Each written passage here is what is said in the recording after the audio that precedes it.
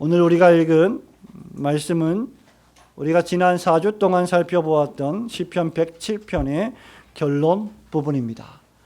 특별히 43절 말씀은 시편 107편 전체의 결론이기도 합니다. 시인은 43절에서 인간을 향하여 지혜 있는 자들은 이러한 일들을 지켜보고 여호와의 인자하심을 깨달으리로다라고 책망하듯 선포하고 있습니다. 말하자면 지혜 있다면, 자기 자신이 좀 똑똑하다고 생각이 되어진다면 그 생각이라는 걸 좀 하고 살라는 말입니다. 여기 이러한 일들을 지켜보고 라고 했는데 이 단어는 무려 구약 성경에서 469번이나 등장합니다. 주의하라, 삼가 조심해라, 잘 관찰해보라, 잘 지켜나가라, 이런 뜻을 지니고 있습니다. 주의를 기울여서 잘 살펴보고 생각하여 조심하며 마음을 지키라는 뜻입니다. 특별히 지혜 있는 자들, 즉 하나님께서 믿음의 마음을 주신 자들, 즉 신자들은 하나님의 말씀을 잘 살피고 연구하고 공부하고 주의해서 자기 마음을 잘 지켜야 할 것입니다. 주의하여 지켜보지 않는 자들은 결코 하나님이 예비하신 복을 받지도 못하고 기뻐할 수도 없을 것이라는 말씀이 이 42절과 43절에 내포된 의미입니다. 그렇다면 도대체 신자는 무엇을 주의하여 지켜보고 조심해야 한다는 말입니까? 이 시편을 기록한 신자는 비유하자면 마치 훌륭한 예술가와 같습니다. 마치 붓을 가지고 멋진 그림을 그려내는 화가와 같습니다. 그리고 교사라고 한다면 매우 진리의 말씀을 그림같이 잘 가르쳐주는 훌륭한 교사라 할 수 있습니다. 시인은 이 세상을 살아가는 네 가지 종류의 사람들을 멋지게 그려놓고 이제 그 그림을 보여주면서 우리를 가르치고 있습니다. 그러면서 결론적으로 좀 주의력을 가지고 지켜봐라, 좀 깨달아라, 정신없이 산만하게 살지 말고 좀 덤벙대지 말고 차분히 앉아서 생각이라는 것을 좀 해보아라 라고 말하고 있습니다. 우리 인간들이 입을 열기 전에 조금만 생각하면 우리가 살아가는 인간의 역사가 달라질 것입니다. 저와 여러분이 무엇인가를 행동하기 전에 조금만 더 깊이 하나님 중심으로 생각한다면 우리의 삶의 모습은 사뭇 더 나아질 것입니다. 그러면 시인은 도대체 우리에게 무엇을 주의 깊게 살피라고 말하고 있을까요? 그것은 이미 우리가 지난 4주 동안 걸쳐서 살펴본 인간이 만난 재앙들에 관한 것입니다.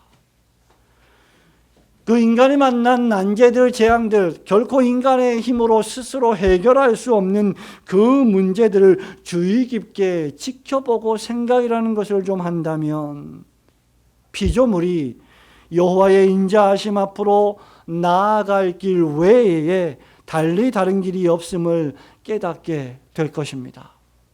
이것이 바로 신구약 성경이 말하는 진정한 기독교의 메시지입니다. 참된 기독교의 메시지는 언제나 성경에서 나와야 합니다.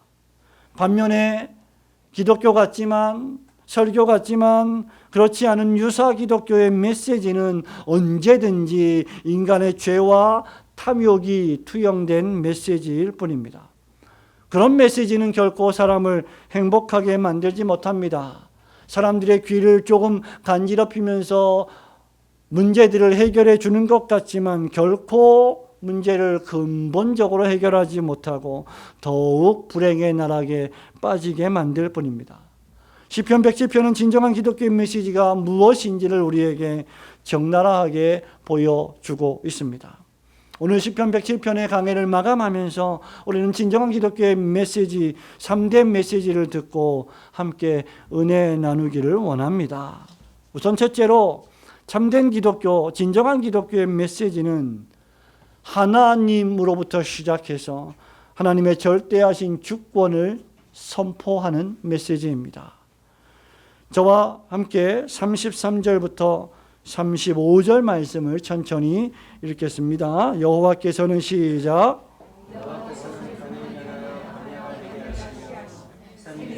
마른 땅이 되게 하시며 그 주민의 악으로 말미암아 옥토가 변하여 염전이 되게 하시며 또 광야가 변하여 못이 되게 하시며 마른 땅이 변하여 샘물이 되게 하시고. 아멘. 하나님께서는 이 본문의 말씀에 의거해 볼 때 온 역사와 우주와 만물을 통치하시고 다스리시는 분이십니다. 그런데 인간은 종종 이 위대한 사실을 잊어버리고 삽니다.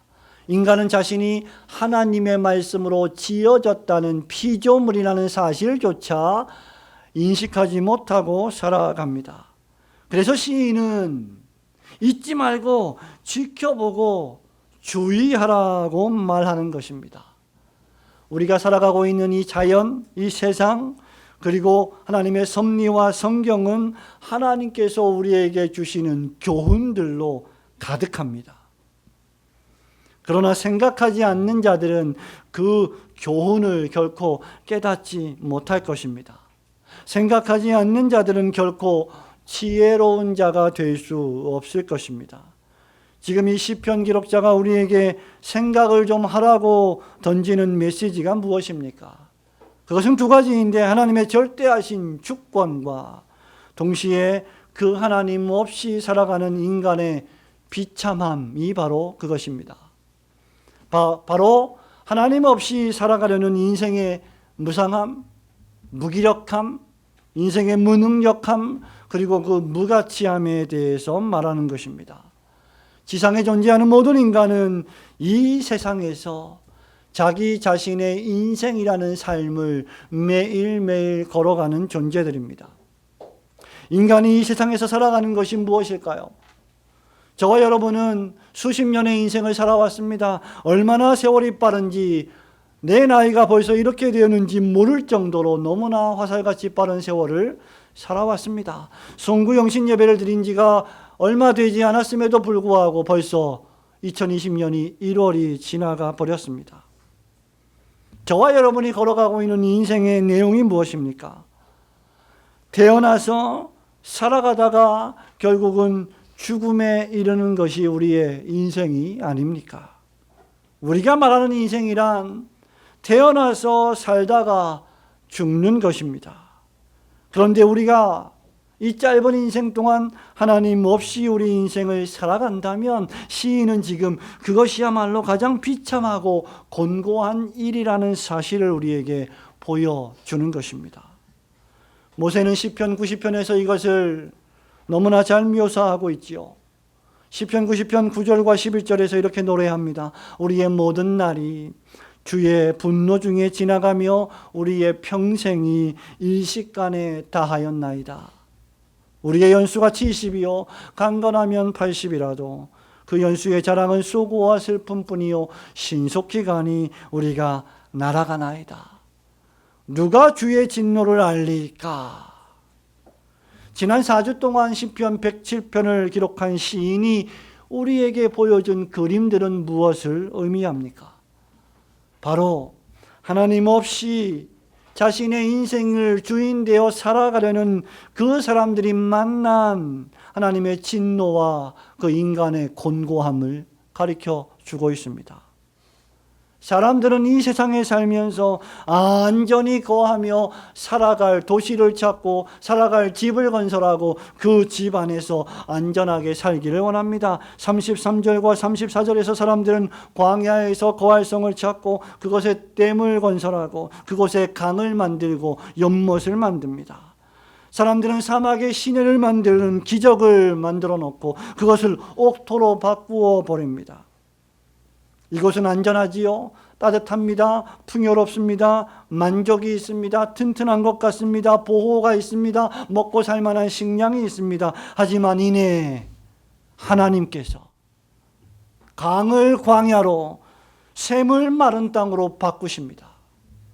옥토는 변하여 쓸모없는 염전으로 변하게 하십니다. 아무것도 잘할 수 없게 만들어 버리십니다. 마치 소돔과 고모라 땅처럼 인간들이 저지르는 불신앙과 죄악으로 말미암아 비옥했던 땅들이 황폐해지는 모습을 우리에게 연상시켜 줍니다. 그러나 하나님은 또한 35절부터 38절에서 또다시 광야를 연못으로 바꾸고 마른 땅을 샘물로 만들어서 굶주린 자들을 거기 살게 하시고 그 안에 거주할 성읍을 준비시켜 주시는 자비하신 하나님이십니다. 여러분, 이 모든 것이 무엇을 의미할까요? 하나님께서 인간과 만물과 우주와 역사를 통치하시는 전능하신 하나님이시라는 사실을 보여주는 것입니다. 생사화복이 하나님께 달려 있습니다. 전도서 기록자는 7장 14절에서 이렇게 말합니다. 형통한 날에는 기뻐해라. 곤고한 날에는 되돌아보아라. 반성을 해보아라. 이 두 가지를 하나님께서 병행하게 하사 그의 장래일을 능히 헤아려 알지 못하게 하셨느니라. 하나님이 복도 주시고 하나님이 화도 주셔서 인간으로 하여금 스스로 살지 못하게 만들고 하나님만을 경외하게 만드신다는 것입니다. 인간이란 존재는 어떤 존재입니까? 광활한 바다에 큰 배를 띄어 사업하며 인생을 항해합니다. 하지만 이는 엄청난 폭풍과 파도를 만납니다. 정신이 혼미해질 정도로 모진 고통과 고난을 당합니다. 그러다가 좁은 감옥과 같은 흑암과 사망의 그늘에 갇혀버립니다. 예기치 못한 질병을, 죽음의 그림자를 만나게 됩니다. 그러나 하나님은 어떤 분이십니까? 강을 변하여 광야가 되게 하시고 샘으로 마른 땅이 되게 하시는 분이십니다. 동시에 또 큰 폭풍과 파도를 잠잠하게 하시고 우리를 죽음에서 구출하시고 그 질병에서 치유하여 주시고 그 모든 압제에서 구원하여 주시는 분이십니다. 저와 여러분이 인생을 살아가면서 우리를 구원하시는 그 하나님의 절대하신 주권과 섭리를 다 이해하지 못한다 할지라도 하나님은 여전히 거기 계시며 역사와 자연과 우주를 완벽하게 통치하고 계신다는 사실입니다. 엄밀한 의미에서 우리 하나님은 저와 여러분의 외모나 환경이나 체면에 대해서는 아무런 관심이 없으십니다. 하나님의 관심은 과연 우리 인간이, 저와 여러분이 하나님을 경외하고 있는가? 하나님을 정말 믿고 있는가? 하나님을 사랑하는가에 있습니다. 하나님 없는 인생은 살았으나 죽은 것이죠. 하나님 없이 홀로 걸어가는 인생길은 행복한 것 같지만 불행으로 가득 찬 길일 뿐입니다. 하나님은 인생의 모든 국면을 통치하시는 절대 주권자이시기에 모든 인생이 하나님을 경외하며 살기를 원하십니다. 이런 하나님에 대하여 우리가 마땅히 취해야 할 모습은 무엇일까요? 욥기 1장 21절에 욥처럼 주신 이도 여호와시요 거두신 이도 여호와시오니 여호와의 이름이 찬송을 받으실지니이다 라고 고백하는 것 뿐입니다. 사도 바울이 로마서 11장 36절에서 이렇게 말합니다. 만물이 주에게서 나오고 주로 말미암고 주에게로 돌아갑니다. 영광이 그에게 세세에 있으리로다. 하나님은 세상을 지으신 창조주이십니다.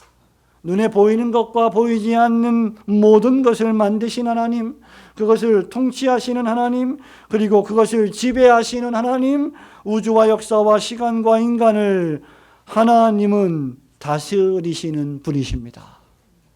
조금만 앉아서 지혜롭게 생각해 보면 우리는 우리를 지으신 하나님이라는 분을 인식하게 될 것이며 그분의 위엄과 영광 앞에서 저와 여러분이 무릎을 꿇고 경배하지 않을 수 없게 될 것입니다. 그래서 어리석은 자는 시편 14편 1절에 그 마음에 이르기를 하나님이 없다라고 말하는 것입니다. 반면에 본문 43절의 말씀처럼 지혜 있는 자들은 이 모든 일에 주의하여 여호와의 인자하심을 깨닫게 되는 자가 될 것입니다. 성도 여러분, 하나님은 하나님이십니다. 하나님은 사람이 아니십니다. 하나님은 여전히 거기 계십니다. 이것이 진정한 기독교의 메시지입니다. 우리가 하나님으로 시작해서 하나님으로 진행하여 하나님으로 끝을 맺지 않는다면, 저와 여러분의 인생이 하나님의 영광으로 시작해서 하나님의 영광을 돌리며 하나님께 영광으로 끝을 맺지 않는다면 그 인생은 얼마나 비참한 인생이 되겠습니까? 하나님의 절대하신 주권을 굳게 믿고 진정한 기독교의 메시지를 받아들이며 겸손히 하나님만을 의지하시는 성도들이 되시기를 주님의 이름으로 축원합니다. 두 번째로, 진정한 기독교는 어떤 기독교입니까? 죄와 악을 향한 하나님의 심판을 선포하는 것이 진정한 기독교입니다. 다시 한번 39절과 40절 말씀을 함께 읽어봅니다. 다시 압박과 시작. 다시 압박과 재난과 우환을 통하여 그들의 속에 쓰시며 낮추시는도다. 여호와께서 고관들에게는 능력을 쏟아부으시고 길없는 황야에서 유리하게 하시나. 아멘. 여러분이 본문의 말씀, 여기 그들의 수를 줄이시며 낮추신다는 말씀은 그들이 모든 번영과 성공을 헛것이 되게 하며 마음을 주저앉히신다는 것입니다. 사람들은 자랑하는 것이 무엇입니까? 사람들이 자랑하는 것은 물질입니다. 돈입니다. 숫자입니다. 크기입니다. 권력입니다. 그 모든 크기, 그 모든 숫자를 주님이 낮추신다. 압박과 재난과 우환이 겹치면 사람은 불행하게 됩니다. 이것이 인간이 만난 비참함입니다. 그리고 이런 비참함은 남녀노소 신분의 지위와 고하를 막론하고 임하게 될 것입니다. 높은 권력을 가지고 많은 돈을 가지고 있는 사람에게는 그 높고 큰 권력 때문에 이러한 우환이 지나가는 법이 없습니다. 높은 위치에 있는 고관대작들이 능력과 수치를 당하게 될 것이다 라고 본문이 기록하고 있습니다. 욥기 12장 21절과 24절도 이렇게 기록합니다. 귀인들에게 멸시를 쏟으시며 강한 자의 띠를 푸시며 만민의 우두머리들의 총명을 빼앗으시고 그들을 길 없는 거친들에서 방황하게 하시며 빛 없이 캄캄한 데를 더듬게 하시며 취한 사람같이 비틀거리게 하시는도다. 하나님의 심판은 저와 여러분의 신분과 지위의 고하를 막론하지 않습니다. 세상의 강한 자들과 가장 높은 자들조차 하나님의 심판과 진노를 피할 수는 없습니다. 왜냐하면 하나님 앞에서는 모든 인간들이 하나님을 대적하여 범죄한 죄인들이기 때문입니다. 그들이 겸손히 죄를 회개하고 하나님 앞에 나아오지 않는다면 그들은 여전히 죄인들로 남아있게 될 것이기 때문입니다. 바울이 로마서 3장에서 말한 대로 의인은 없나니 하나도 없기 때문입니다. 여러분, 그 반대로 이 세상에 하나님 없이 사는 인간들은 이 세상과 이 세상을 통치하는 사람을 찬양합니다. 그들은 말합니다. 자신들이 살아가는 세상 왕국이 영광스럽고 안전하다고 자랑합니다. 세상에 있는 모든 사람들이 이구동성으로 우리가 역대 이래로 가장 진보되고 발전되고 변화된 세상에 살고 있다라고 자신만만해합니다. 인류 역사상 지금 우리가 살고 있는 시대만큼 가장 진보한 세상이 있었던가? 첨단 과학과 의학이 인류의 수명을 연장시킬 수 있다고 믿는 세상. 여러분, 우주를 여행하고 우주에다가 도시를 건설하며 새로운 식민지를 만들려고 자랑하고 있는, 우주를 개발하는 세상에 살고 있다고 자랑합니다. 이 세상은 그러한 인간의 능력을 찬양하고 고무시키고 있습니다. 하지만 현실은 어떠합니까? 조그만한 바이러스 하나에도 전 세계가 공포에 떨고 있는 세상이지 않습니까? 앞다투어서 입국을 금지하는 조치를 내리고 있는 시대를 우리가 살고 있지 않습니까? 결국 엊그제 세계보건기구가 국제적 비상사태를 선포하지 않았습니까? 성도 여러분, 지난 4주 동안에 걸쳐서 이 세상을 살아가면서 구원의 길을 추구하는 네 종류의 인간의 모습을 우리는 살펴본 바 있습니다. 광야 사막길을 방황하는 사람, 지존자의 뜻을 멸시하다가 곤고와 쇠사슬에 매인 사람, 하나님 없이 살다가 죽음에 이르는 질병에 걸린 사람, 큰 배를 띄워 항해하다가 광풍과 파도를 만나 고통을 당하는 사람들이 바로 그들입니다. 현대인들은 스스로를 구원하기 위하여 모든 노력을 기울입니다. 그들은 낙관합니다. 그들은 자신들의 문제가 환경적인 것이라 생각합니다. 경제적인 것이라고 생각합니다. 교육적인 것이라고 생각합니다. 돈을 좀 투입하면 해결될 것이라고 낙관합니다. 조금만 교육하고 환경을 개선시켜주면 문제가 해결될 것이라고 선전합니다. 이 상황만 모면하면 모든 것이 다 잘 될 것이고 이것만 넘어가면 다 잘 될 것이라고 믿습니다.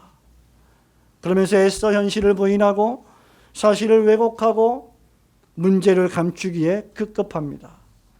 그들은 자신들의 문제가 환경적인 것이 아니라 좀 더 본질적이고 치명적인 것이라는 사실을 기억해야 합니다.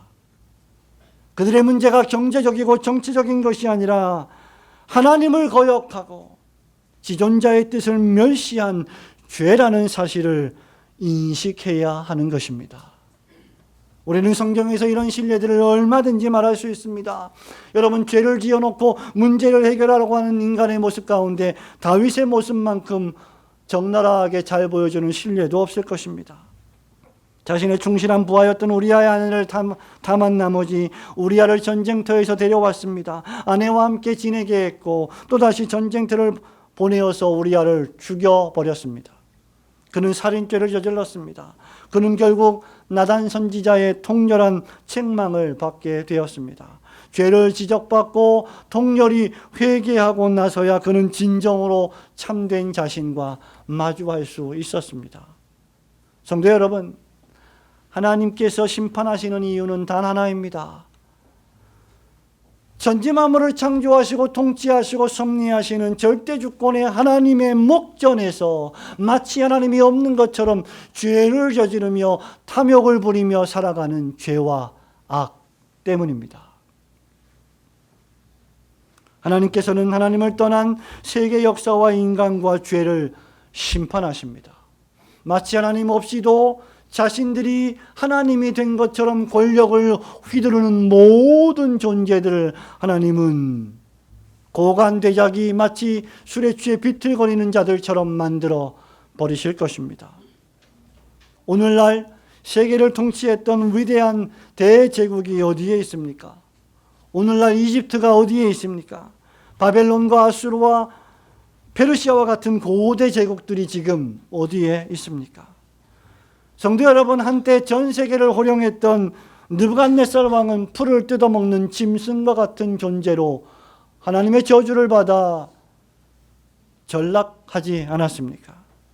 로마와 그리스, 해가 지지 않는 나라, 위대한 나라, 대영 제국과 같은 근대의 초강대국이 지금 어디에 있습니까?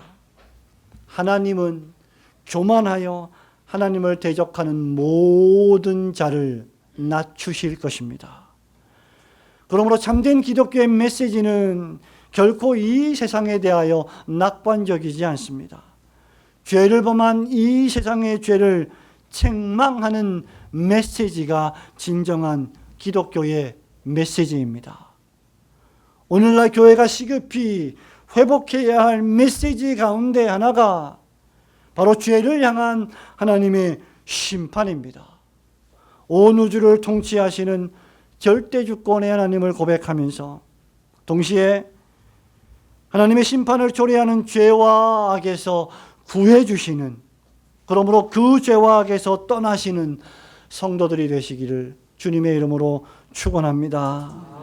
마지막 세 번째 진정한 기독교의 메시지는 무엇입니까? 그것은 하나님의 인자하신 구원을 선포하는 것입니다. 마지막으로 41절, 42절, 43절 말씀을 같이 읽습니다. 궁핍한 자는 시작. 궁핍한 자는 그의 고통으로부터 건져주시고 그의 가족을 양떼같이 지켜주시나니 정직한 자는 보고 기뻐하며 모든 사악한 자는 자기 입을 봉하리로다.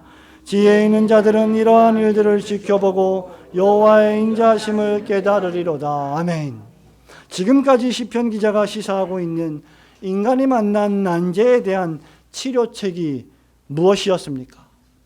그것은 바로 바른 길이요, 죄의 회개요, 질병과 사망으로부터의 치유요, 바라던 항구로 인도함을 받는 것이었습니다. 그리고 그 수단은 기도였습니다. 각각의 난제에서 시편 107편 6절, 13절, 19절 그리고 28절에서 잘 드러나듯이 죄인이 하나님께 간절히 부르짖을 때 하나님께서 우리를 도우시고 구하십니다. 본문 35절에도 광야를 변하여 못이 되게 하시고 마른 땅으로 샘물이 되게 하시는 분이 하나님이십니다. 36절에서도 줄인 자로 거기 거하게 하시고 거할성을 예비케 하시는 분이 하나님이십니다. 41절에서도 하나님은 궁핍한 자를 건져주시고 그의 가족을 양떼같이 돌보시는 분이십니다. 심령이 가난한 자는 그래서 복이 있는 것입니다. 자기 심령의 처지가 가난하여 하나님을 온전히 의지하기를 원하는 자들을 하나님이 돌보신다는 것입니다. 본문 42절에 정직한 자는 보고 기뻐한다고 했습니다. 여기 정직한 자의 원어의 뜻은 의인을 가리키고 있습니다. 의롭다 함을 받은 자는 하나님의 놀라운 역사를 보고 기뻐하는 자입니다. 즉 중생받은 그리스도인, 변화받은 그리스도인은 하나님의 기이한 인자하심을 보고 생각하며 주의합니다. 그는 모든 말씀에 주의하고 깨닫고 생각하는 사람입니다. 그는 여전히 과거의 습관들에서 어떤 때는 완전히 벗어나지 못했습니다. 그러나 그는 어떤 의미에서 완전히 변하는 사람이 됩니다. 그의 본질이 변하게 됩니다. 그는 외면적으로 피상적으로 변하지 않습니다. 그는 본질적으로 변합니다. 내가 이제 이 모든 일을 주의하여 보니 이렇게 살면 안 되는 존재이구나 라는 생각을 하는 사람이 됩니다. 하나님 없이는 내가 살 수 없는 존재이구나. 그런 마음의 변화가 생겨나는 사람입니다. 죄인된 자신의 무능력과 자신을 구원한 하나님의 인자하심에 대한 생각의 변화입니다. 죄에 빠져 죽을 날만 기다리는 인류를 향한 하나님의 치료책이 무엇입니까? 첫째로 하나님께서 광야 사막길에 빠져 유리방황하는 자들을 어디로 이끄셨습니까? 바른 길로 이끄셨습니다. 말씀의 길입니다. 둘째로 하나님을 거역하며 지존자의 뜻을 멸시하는 자들을 하나님이 어떻게 구원하셨습니까? 흑암과 사망의 그늘에서 인도하여 내셨습니다. 셋째로 식음을 전폐하며 침상에 누워 병에 걸려 죽음을 기다리는 병자를 어떻게 구하셨습니까? 저가 말씀을 보내어 그를 위경 중에 건지셨다고 했습니다. 넷째로 인생의 항해 속에서 큰 폭풍과 파도를 만나 정신까지 혼미해진 자들을 어떻게 구원하셨습니까? 폭풍과 파도를 잔잔케 하시고 바라던 항구로 인도하여 주셨습니다. 우리를 구원하시는 분은 오직 하나님 분이십니다. 하나님이 우리 주 예수 그리스도를 보내사 십자가를 짊어지게 하시고 우리의 죄짐을 짊어지게 하시고 우리가 당할 죄와 사망을 당하게 하심으로 우리를 그 죄와 사망에서 구출하여 주셨습니다. 여러분, 그리스도인이 된다는 것은 바로 이것을 믿고 이것을 생각하고 이것을 주의하여 오직 주님만을 온전히 영접하는 자가 되는 것입니다. 성도 여러분, 그리스도인이라는 사람은 바로 그리스도와 그분이 지신 십자가를 믿고 받아들이며 마음에 깊이 두는 사람입니다. 그리스도인이 된다는 것은 목사님, 제가 오늘부터 교회를 나오겠습니다. 제가 오늘부터 기도회를 참석하겠습니다. 제가 오늘부터 헌금을 바치겠습니다. 이런 것들이 아닙니다. 물론 그리스도인이 된다는 것은 이런 것들을 포함하지만 이런 행동을 한다고 해서 모두가 다 참된 그리스도인은 결코 아닙니다. 그 가운데 종교인도 있을 수 있습니다. 그리스도인이 된다는 것은 우주와 역사와 자기 자신의 개인적인 삶에 대한 모든 인식이 완전히 변화되는 사람입니다. 자기 자신은 죄인이며 하나님이 보내신 예수 그리스도 외에는 나의 이 죄악된 삶에서 구원하여 주실 다른 구세주가 없다는 사실을 인정하는 자가 그리스도인입니다. 하나님이 내 영혼 안에서 역사하셔서 내 영혼에서 새로운 생명을 태동시키시고 심장을 뛰게 하시는 것을 경험하는 자가 그리스도인입니다. 이전에는 세상과 나를 위하여 살았던 삶을 이제는 온전히 하나님의 영광과 하나님의 나라를 위하여 살아야 함을 잘 알고 있는 사람, 그렇게 사는 것이야말로 나의 진정한 행복이라는 사실을 잘 알고 있는 사람이 되는 것, 그것이 그리스도인입니다. 바로 그렇게 사는 것이 소요리문답 1문답에 있는 것처럼 인생의 가장 기쁘고 즐거운 일이 됨을 잘 아는 사람입니다. 사랑하는 성도 여러분, 말씀을 맺습니다. 밥 존스 대학을 설립했던 유명한 전도자 밥 존스 목사는 이렇게 말했습니다. 진정한 기독교의 철학은 자기 부인, 자기 통제, 자기 억제의 철학이다. 성경 말씀이죠. 그러나 사단의 철학은 무엇입니까? 하나님을 따르지 말라. 하나님의 말씀을 믿지 말라. 교회의 진정한 기독교의 메시지를 듣지 말라. 네가 원하는 대로 살라. 네가 생각하는 바대로 살아가라. 네가 원하는 것을 소유하라. 어떤 사람도 너에게 지시하지 못하게 하라. 너의 인생이다. 그 인생을 살 권리가 너에게 있다. 라고 속삭이는 철학입니다. 성도 여러분, 사단은 우리의 인생이 우리의 것이라며 하나님을 떠나라고 유혹합니다. 하나님을 믿는 것은 속박이라고 우리를 유혹합니다. 그러나 하나님께서는 하나님의 말씀과 하나님을 떠나는 즉시 죽는다고 말씀하십니다. 신앙이란 무엇입니까? 하나님의 말씀을 믿을 것인가? 사단의 말을 따를 것인가의 싸움입니다. 사단은 우리의 인생이 우리의 것이라며 하나님을 부인할 것을 속삭이고 있습니다. 그러나 하나님을 떠나 우리 마음대로 살아가면 행복할 것 같지만 집을 떠나 유리방황하여 굶주렸던 둘째 아들처럼 그의 필경은 죽음과 사망의 길입니다. 그렇기에 진정한 기독교는 하나님을 대적하는 위선과 불신앙과 죄와 불법을 끊임없이 경고하고 선포하는 것입니다. 확실히 이런 메시지는 인기가 없습니다. 확실히 이런 메시지는 사람을 웃기지 못합니다. 일반적으로 회중들은 심리적으로 안정되기를 원합니다. 자신의 마음에 평지풍파를 일으키는 그런 불신앙적 마음과 결정들을 도전하는 설교를 결코 좋아하지 않습니다. 내가 정말 중생받은 그리스도인인가를 점검하게 만드는 메시지를 싫어합니다. 설교자를 통해서 구원을 얻었다는 감정과 즐거움을 얻기를 원합니다. 하지만 사람들의 귀만 간지리는 메시지는 진정한 기독교의 메시지가 아닙니다. 바울이 이런 메시지를 가리켜서 허탄한 이야기라고 했는데 디모데에게 편지하면서 디모데후서 4장 3절과 4절에서 이렇게 말하지요. 때가 이르리니 사람이 바른 교훈을 받지 아니하며 귀가 가려워서 자기의 사욕을 쫓을 스승을 많이 두고 또 그 귀를 진리에서 돌이켜 허탄한 이야기를 쫓으리라. 진정한 신자는 참된 진정한 기독교의 메시지를 좋아해야 합니다.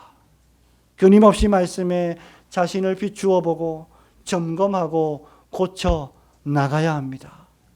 그렇게 하기 위해서는 그저 매주일마다 종교적으로 습관적으로 예배당에 왔다 갔다 하는 것이 아니라 선포되는 하나님의 말씀을 주의 깊게 생각하고 살펴보고 자기 자신의 생각과 삶에 적용하고 자기 자신의 삶에서 발생하는 오류들을 고쳐 나가야 할 것입니다. 오늘의 이 시편의 결론이 되는 부분에서 시인은 하나님의 자비하심과 사랑하심을 주의 깊게 살펴보고 좀 깨닫고 찬미와 영광을 하나님께 돌리라고 명령합니다. 저와 여러분이 43절에 있는 말씀처럼 믿음으로 말미암아 의롭다함을 받은 지혜로운 신자들이라면 이 사실을 깨닫고 모든 감사와 찬양과 영광을 오직 하나님께만 돌리시며 예수 그리스도 안에서 참된 만족과 평강을 누리시기를 주님의 이름으로 축원합니다. 아멘.